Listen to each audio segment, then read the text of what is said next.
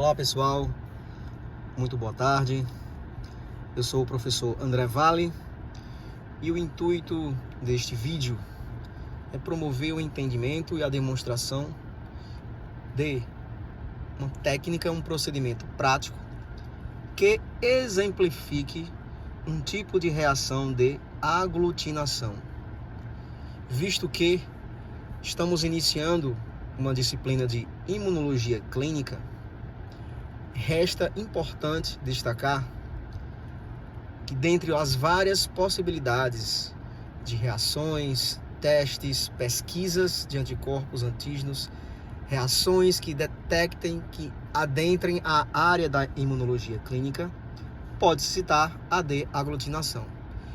Dentre elas, podemos utilizar reagentes sintetizados em laboratório, seriam as reações de aglutinação em látex, onde são utilizados microesferas, reagentes específicos que podem reagir com anticorpos ou antígenos específicos pesquisados no paciente. Existem também as reações de floculação, que tem um mecanismo parecido, onde o resultado final entre uma floculação e uma aglutinação seria a produção de grumos heterogêneos, muitas vezes bastante evidentes ao olho nu. E todos esses procedimentos estarão ora pesquisando anticorpos do paciente, ora pesquisando antígenos do paciente, quando for o caso, quando for a necessidade.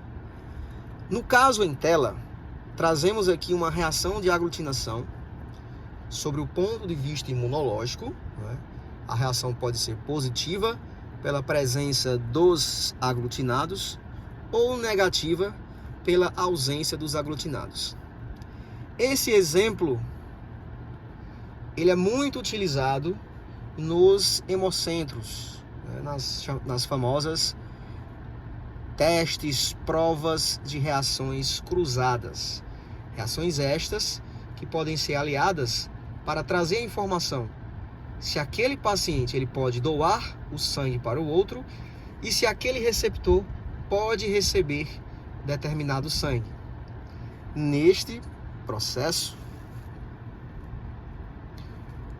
e em se tratando de hemocentro, logicamente entendemos que já são feitos previamente as tipagens sanguíneas, principalmente ABO e RH, determinação do hematócrito e alguns parâmetros físicos e vitais aferidos do paciente para indicar se ele possa ser apto, inapto à doação, bem como o inverso também ocorre. Todas essas verificações são feitas também no paciente que necessita de uma transfusão, ou seja, o provável receptor. Trazendo então este exemplo de aglutinação dentro aqui dos hemocentros para esse teste em particular chamado prova cruzada maior, tem-se aqui o procedimento em resumo que nós descreveremos a seguir. Então, a primeira etapa é separar uma estante de tubos de ensaio, um tubo de ensaio que pode ser de vidro ou acrílico, de preferência novo ou limpo, e este tubo será utilizado para a introdução das substâncias que irão reagir na verificação da prova cruzada maior ou possível reação de aglutinação. Neste contexto, o que é que nós devemos fazer? Misturar neste tubo 100 microlitros do plasma do receptor. Então, nós previamente colhemos o sangue total do receptor, realizamos a centrifugação desse sangue, ou seja, esse sangue é colocado em um tubo de ensaio contendo anticoagulante e em seguida ele é levado a uma centrífuga para a separação do plasma e os outros componentes. Neste caso, nós vamos utilizar 100 microlitros do plasma previamente separado e introduziremos neste tubo de ensaio ora descrito inicialmente. Após isso, iremos acrescentar 100 microlitros do sangue total. De quem? O sangue total que contém as hemácias do doador. Então, esse sangue total que contém estas hemácias, nós adicionaremos 100 microlitros destas hemácias, desse sangue total referente ao doador. Agitaremos brevemente o tubo de ensaio, certo? E em seguida levamos para uma macrocentrífuga previamente calibrada, programada para realizar essa centrifugação, esse giro, certo?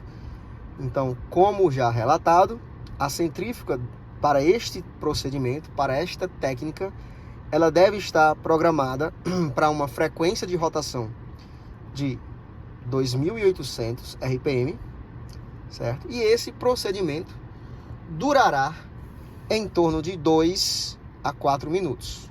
É o que recomenda a maioria dos POPs das literaturas e dos procedimentos que reiteram esta técnica. Pela nossa experiência em laboratório, podemos afirmar aqui que 2 minutos são mais do que suficientes para o giro desse tubo e a consequente evidência se vai haver ou se não vai haver a reação de aglutinação. Após esta etapa, o tubo é retirado, certo?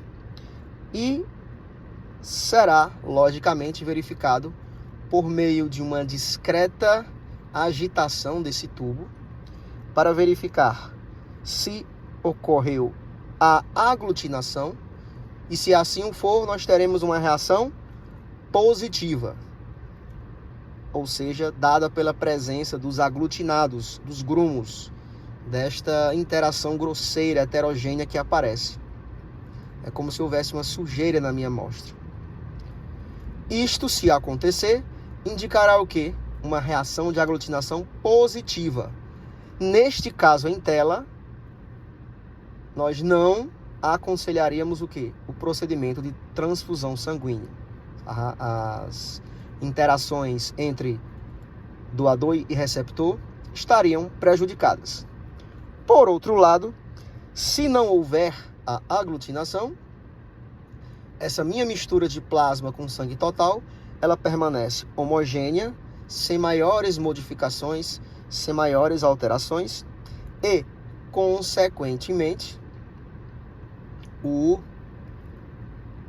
resultado final seria a ausência de aglutinação, ou seja, a amostra interagiu, não houve a aglutinação e, logicamente, neste caso específico, o paciente poderia prosseguir para o processo de doação e o outro em questão, o recebimento deste sangue. Então, esta foi brevemente uma explicação sobre esse procedimento, que nada mais é do que uma reação imune, um teste imunológico simples, e esta interação, ela, se ocorrer essa positividade, o que é que está me indicando? Que existem anticorpos específicos circulantes no plasma do receptor que estão reagindo com as hemácias, ou seja, esses anticorpos estão reagindo especificamente contra determinados constituintes, antígenos, por exemplo, das hemácias do provável doador. E isso que gera o aglutinado e, consequentemente, a não possibilidade de transfusão. Então, isso nada mais é do que uma reação antígeno-anticorpo, quando ocorre a aglutinação. E podemos concluir, então, que isto representa um teste simples, que é muito realizado nos hemocentros, logicamente, vinculado dentro do setor da imunologia clínica.